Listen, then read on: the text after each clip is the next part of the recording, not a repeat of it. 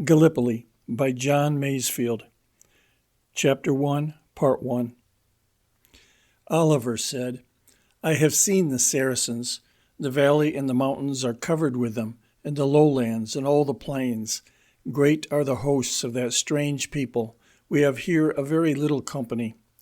Roland answered, My heart is the bigger for that. Please God and his holiest angels, France shall never lose her name through me. The Song of Roland. Gallipoli. A little while ago, during a short visit to America, I was often questioned about the Dardanelles campaign. People asked me why that attempt had been made, why it had been made in that particular manner, why other courses had not been taken, why this had been done and that either neglected or forgotten, and whether a little more persistence here or there would not have given us the victory. These questions were often followed by criticism of various kinds, some of it plainly suggested by our enemies, some of it shrewd, and some the honest opinion of men and women happily ignorant of modern war. I answered questions and criticism as best I could, but in the next town they were repeated to me, and in the town beyond reiterated, until I felt the need of a leaflet printed for distribution, giving my views of the matter. Later, when there was leisure, I began to consider the Dardanelles campaign, not as a tragedy nor as a mistake, but as a great human effort, which came more than once very near to triumph, achieved the impossible many times, and failed, in the end, as many great deeds of arms have failed, from something which had nothing to do with arms, nor with the men who bore them. That the effort failed is not against it. Much that is most splendid in military history failed. Many great things and noble men have failed. To myself, this failure is the second grand event of the war. The first was Belgium's answer to the German ultimatum. The peninsula of Gallipoli, or Thracian Chersonese, from its beginning in the Gulf of Zeros to its extremity at Cape Helles, is a tongue of hilly land about 53 miles long, between the Aegean Sea and the Straits of the Dardanelles. At its northeastern, Gulf of Zeros or European end, it is 4 or 5 miles broad. Then a little to the south of the town of Bulair, it narrows to 3 miles in a contraction or neck which was fortified during the Crimean War by French and English soldiers. This fortification is known as the Lines of Bulair. Beyond these lines, to the southwest, the peninsula broadens in a westward direction and attains its maximum breadth of about 20 miles, some 24 miles from Bulair, between the 2 points of Cape Suvla on the sea and Cape Uzun within the straits. Beyond this broad part is a second contraction or neck, less than 5 miles across, and beyond this, pointing roughly west-southwesterly, is the final tongue or finger of the peninsula, an isosceles triangle of land with a base of some 7 miles, and 2 sides of 13 miles each, converging in the blunt tip, perhaps 1.5 miles across, between Cape Helles and Cape Teki. There is no railway within the peninsula, but bad roads, possible for wheeled traffic, wind in the valleys, skirting the hills and linking up the principal villages. Most of the traveling and commerce of the peninsula is done by boat along the straits between the little port of Medos near the Narrows and the town of Gallipoli, the chief town, near the Sea of Marmora. From Gallipoli there is a fair road to Bulair and beyond. Some 20 other small towns or hamlets are scattered here and there in the well-watered valleys in the central broad portion of the peninsula. The inhabitants are mostly small cultivators with olive and currant orchards, a few vineyards and patches of beans and grains, but not 100th part of the land is under cultivation. The seashore, like the Straits shore, is mainly steep too, with abrupt sandy cliffs rising from the sea to a height of from 100 to 300 feet. At irregular and rare intervals, these cliffs are broken by the ravines or gullies down which the autumnal and winter rains escape. At the seamouth of these gullies are sometimes narrow strips of stony or sandy beach. Viewed from the sea, the peninsula is singularly beautiful. It rises and falls in gentle and stately hills between 400 and 1,100 feet high, the highest being at about the center. In its color, after the brief spring, in its gentle beauty and the grace and austerity of its line, it resembles those parts of Cornwall to the north of Padstow from which one can see Brown Willie. Some Irish hills recall it. I know no American landscape like it. In the brief spring, the open ground is covered with flowers, but there is not much open ground. In the Cape Helles district, it is mainly poor land growing heather and thyme. Further north, there is abundant scrub, low shrubs, and brushwood, from 2 to 4 feet high, frequently very thick. The trees are mostly stunted firs, and very numerous in the south, where the fighting was, but more frequently north of Suvla. In 1 or 2 of the villages there are fruit trees. On some of the hills there are small clumps of pine. Viewed from the sea, the peninsula looks waterless and sun-smitten. The few watercourses are deep ravines showing no water. Outwardly, from a distance, it is a stately land of beautiful, graceful hills rolling in suave yet austere lines and covered with a fleece of brushwood. In reality, the suave and graceful hills are exceedingly steep, much broken and roughly indented with gullies, clefts, and narrow, irregular valleys. The soil is something between a sand and a marl, loose and apt to blow about in dry weather when not bound down by the roots of brushwood, but sticky when wet. Those who look at the southwestern end of the peninsula, between Cape Suvla and Cape Helles, will see 3 heights greater than the rolling wold or downland around them. 7 miles southeast from Cape Suvla is the great and beautiful peaked hill of Sari Bear, 970 feet high, very steep on its seaside and thickly fleeced with scrub. This hill commands the landing place at Suvla. 7 miles south from Sari Bear is the long, dominating plateau of Kilid Bar, which runs inland from the straits at heights varying between 500 and 700 feet to within 2 miles of the sea. This plateau commands the narrows of the Hellespont. 5 miles further to the southwest and less than 6 miles from Cape Helles is the bare and lonely lump of Achi Baba, 590 feet high. This hill commands the landing place at Cape Helles. These hills and the ground commanded by them were the scenes of some of the noblest heroism which ever went far to atone for the infamy of war. Here the efforts of our men were made. Those who wish to imagine the scenes must think of 20 miles of any rough and steep sea-coast known to them, picturing it as roadless, waterless, much broken with gullies, covered with scrub, sandy, loose and difficult to walk on, and without more than 2 miles of accessible landing throughout its length. Let them picture this familiar 20 miles as dominated at intervals by 3 hills bigger than the hills about them, the north hill a peak, the center a ridge or plateau, and the south hill a lump. Then let them imagine the hills entrenched, the landing mined, the beaches tangled with barbed wire, ranged by howitzers and swept by machine guns, and themselves 3,000 miles from home, going out before dawn with rifles, packs, and water bottles to pass the mines under shell fire, cut through the wire under machine gun fire, clamber up the hills under the fire of all arms, by the glare of shell bursts in the withering and crashing tumult of modern war, and then to dig themselves in a waterless and burning hill, while a more numerous enemy charged them with a bayonet.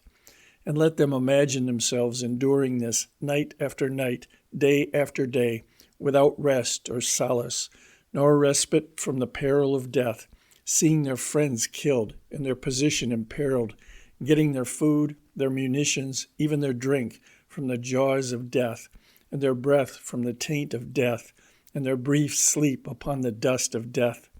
Let them imagine themselves driven mad by heat and toil and thirst by day, shaken by frost at midnight, weakened by disease and broken by pestilence, yet rising on the word with a shout and going forward to die in exultation in a cause foredoomed and almost hopeless. Only then will they begin, even dimly, to understand what our seizing and holding of the landings meant.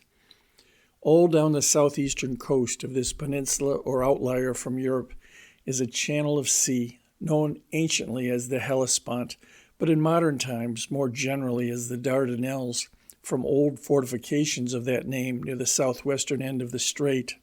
This channel, 2 or 3 miles across at its southwestern end, broadens rapidly to 4 or 5, then narrows to 2, then for a short reach to 1 mile or less, after which, with one more contraction, it maintains a steady breadth of 2 or 3 miles till it opens into the great salt lake of the Sea of Marmora, and thence by another narrow reach into the Black Sea, or Euxine. It is a deep-water channel, with from 25 to 50 fathoms of water in it throughout its length. The Gallipoli, or European shore, is steep too, with a couple of fathoms of water close inshore, save in 1 or 2 beaches where it shoals. On the Asian shore, where the ground is lower and the coast more shelving, the water is shallower. A swift current of from 2 to 3 knots an hour runs always down the channel from the Sea of Marmora, and this, with a southwesterly gale against it, makes a nasty sea. This water of the Hellespont is the most important channel of water in the world. It is the one entrance and exit to the Black Sea, the mouths of the Danube, Dniester, Dnieper, and Don, and the great ports of Constantinople, Odessa, and Sebastopol. He who controls the channel controls those ports, with their wealth and their power to effect great conflicts. The most famous war of all times was fought not for any human Helen, but to control that channel.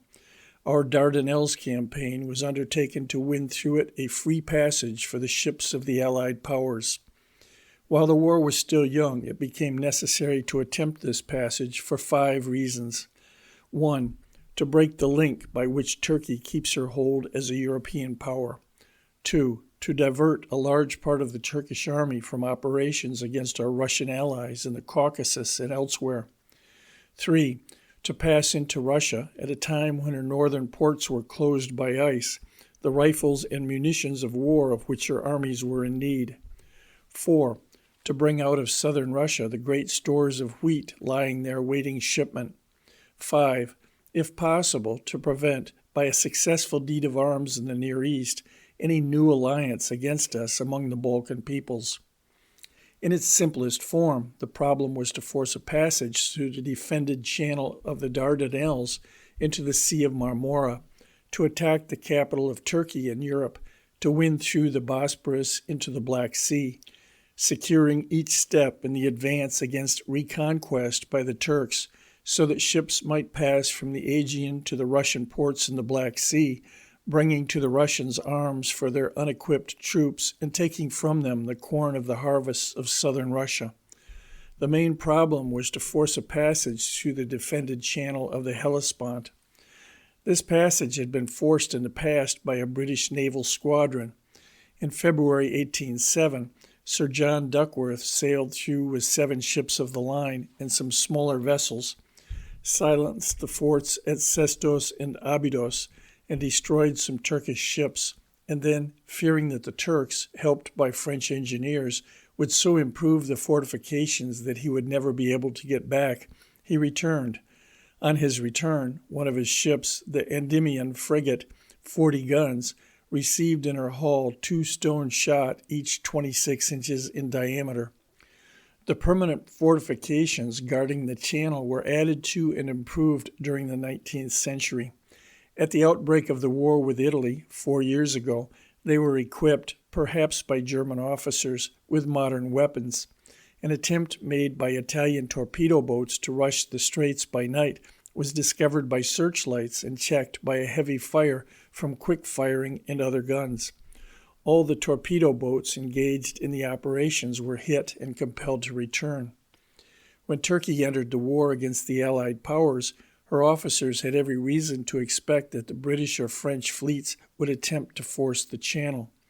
The military prize, Constantinople, and the control of the Black Sea, whether for peace or for offense, was too great a temptation to be resisted.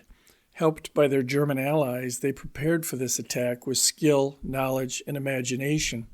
The Turks had no effective battle fleet. as in the 16th century, when they sought their enemies upon their own coasts, and had they had one, they could not have passed the British fleet blockading the Dardanelles, but they prepared the channel and its shores so that no enemy ship might pass to seek them.